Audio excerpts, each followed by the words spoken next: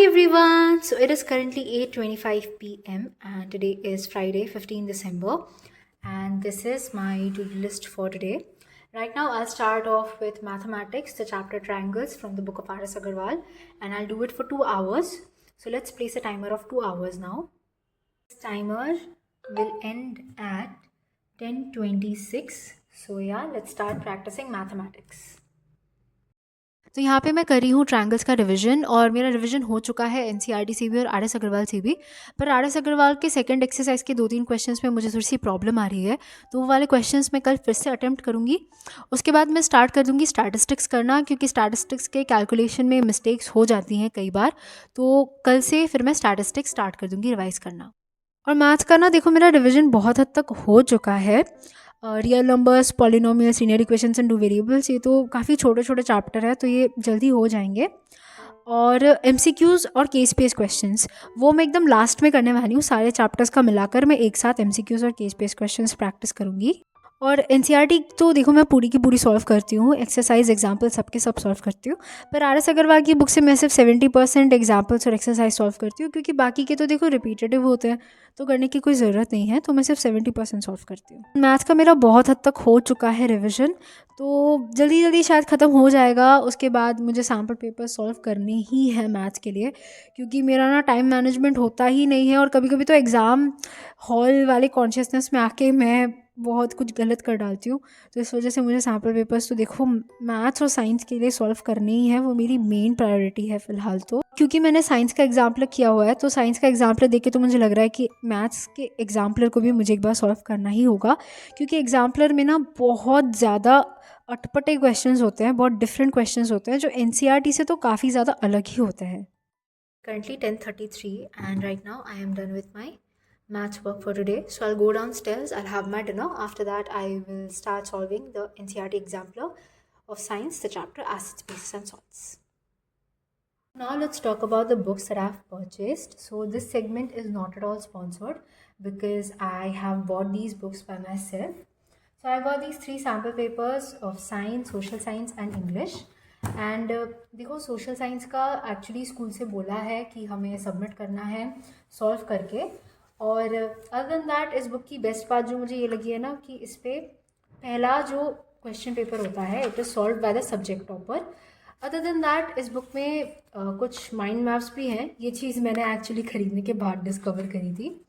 इस पर इस तरह के ना माइंड मैप्स हैं और कुछ ऐसे शॉर्ट नोट्स हैं, बेसिकली की पॉइंट्स एंड कंसेप्ट्स इस तरह के। तो ये लास्ट मिनट रिवीजन के लिए काफ़ी काम आ सकते हैं। तो ये चीज़ मुझे काफ़ी अच्छी लगी। ये चीज़ मुझे पहले पता नहीं थी, ऑनेस्टली बता रही हूँ, मुझे नहीं पता थी। ख़रीदने के बाद फिर मैंने इसको देखा एंड इस पर टोटल 10 सैम्पल पेपर्स हैं। उसके साथ साथ जो सीबीएसई ने रिसेंटली सैम्पल पेपर इशू किया था वो भी इस बुक में है एंड उसके सॉल्यूशंस भी इस बुक में प्रोवाइडेड हैं। और मैं अभी आपको ये बताती हूँ कि मैं इसको सॉल्व कैसे करूँगी। मैं बेसिकली इसमें सॉल्व करने वाली हूँ। एसएसटी का तो मैं कॉपी में अलग से सॉल्व करूँगी, क्योंकि वो मुझे स्कूल में सबमिट करना है। जो बाकी के सैम्पल पेपर्स हैं वो मैं इसमें सॉल्व करूँगी, इन पेपर्स में। इसको बेसिकली बोलता है दिस्ता, ये कुछ ऐसा होता है। तो मैं इसमें सॉल्व करने वाली हूँ बाकी के सैम्पल पेपर्स को। तो हाँ, यही था मेरा ऑनेस्ट रिव्यू। और अगर मैं बात करूँ इसके डिफ़िकल्टी लेवल की, तो वो तो मैं अभी नहीं बता सकती, क्योंकि मैंने अभी तक सॉल्व नहीं किया। जैसे ही मैं इसको सॉल्व करना स्टार्ट करूँगी, मैं धीरे धीरे आपको इसके डिफ़िकल्टी लेवल के बारे में भी बताऊँगी। और एसएसटी का तो मैं अगले 2-3 दिन में ही सॉल्व करने वाली हूँ, क्योंकि मुझे सबमिट करना है इसको। तो हाँ, यही था मेरा ऑनेस्ट रिव्यू। और अगर आप लोग चाहो तो ये आप लोग परचेज़ कर सकते हो। एक्चुअली मेरे स्कूल टीचर्स ने ही रिकमेंड किया है, तो मैं नीचे अमेज़ॉन का लिंक डाल दूँगी, आप लोग चाहो तो वहाँ से परचेज़ कर सकते हो। 11:09. Right now I'll place a timer of 1 hour 30 minutes. So this timer will end at 12:39 a.m. So right now I will start practicing the NCERT exemplar and I'll practice the questions of the chapter acids, bases and salts. तो यहाँ पे मैं solve कर रही थी acids, basis and salts के questions and last के ही कुछ क्वेश्चंस बाकी थे। उसको सॉल्व करने के बाद मैंने सारे के सारे आंसर्स को चेक किया एंड वेरी सरप्राइजिंगली मेरे ना एसिड्स, बेसिस एंड सॉल्ट्स का जो चैप्टर है वो ज़्यादा अच्छे से हुआ है as compare to chemical equations and reactions, क्योंकि उस वाले चैप्टर के जो क्वेश्चंस है ना वो ज़्यादा ट्रिकी है इन द एग्जाम्पलर बुक, तो आप लोग एक बार खुद से भी चेक कर सकते हो। मुझे पर्सनली ऐसा लगा कि फर्स्ट चैप्टर के क्वेश्चन ज़्यादा ट्रिकी है as compare to the second chapter. And जब वो वाला डिवीजन ख़त्म हो गया तो यहाँ पे मैं कर रही हूँ मेटल्स एंड नॉन मेटल्स। तो मेटल्स एंड नॉन मेटल्स के क्वेश्चन सॉल्व करने से पहले मैं बस यहाँ पे चैप्टर के जो मेरे हाईलाइटेड पॉइंट्स है और कुछ मैंने नोट्स भी लिखे हुए हैं साइड बाय साइड, तो मैं उसको भी ना रिवाइज़ कर रही हूँ। स्पेशली जितने भी रिएक्शंस दिए गए हैं एनसीईआरटी में, मैं उसको भी एक बार देख रही हूँ एंड एनसीईआरटी को अच्छे से एक बार रीड कर रही हूँ। यहाँ पे मोस्टली मैंने मेटलर्जी और reaction of metals with water, ये वाले पार्ट को ना अच्छे से पढ़ा। एंड इसके भी जो एमसीक्यूज़ थे ना वो बहुत इजी थे। पता नहीं मुझे ऐसा क्यों लग रहा है कि चैप्टर 1 के जितने भी क्वेश्चंस थे ना एग्जाम्पलर में, वो हार्ड है as compare to chapter 2 and 3, जबकि ऐसा नहीं होना चाहिए, इसका उल्टा ही होना चाहिए था, पर ऐसा ही है।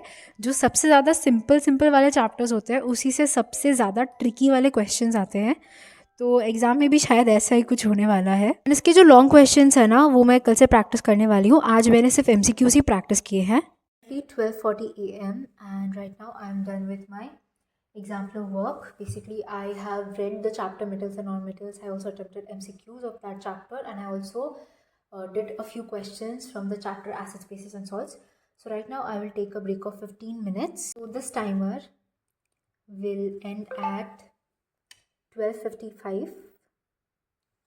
So from 12:55 onwards, I'll start doing economics, and once I'm done with economics, I will directly do English, 2 chapters of English. So yeah, I'll see you at once this break gets over. Currently 12:59, and right now I'll not set any kind of timer. I will just start revising the first chapter of physics, and I'll also revise 2 chapters of English. So let's see how much time it takes. Oh, it's currently 1 o'clock.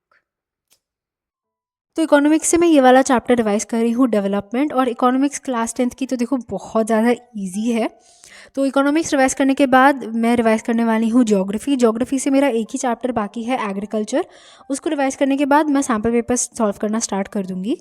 और English से मैंने पहले के जो 2 chapters हैं वो revise करे हैं। सप्लीमेंट्री का पहला चैप्टर ट्रायम्फ ऑफ सर्जरी, मैंने वो रिवाइज़ किया। और टेक्स्ट बुक का पहला चैप्टर जो है ना, ए लेटर टू गॉड, मैंने वो भी रिवाइज़ किया, क्योंकि काफ़ी टाइम हो चुका था इन चैप्टर्स को पढ़े हुए। तो मैंने सोचा कि मैं यही चैप्टर्स को आज रिवाइज़ कर लेती हूँ। कल मैं फिर से हिंदी के जो 2 चैप्टर्स हैं उनको रिवाइज़ करूँगी।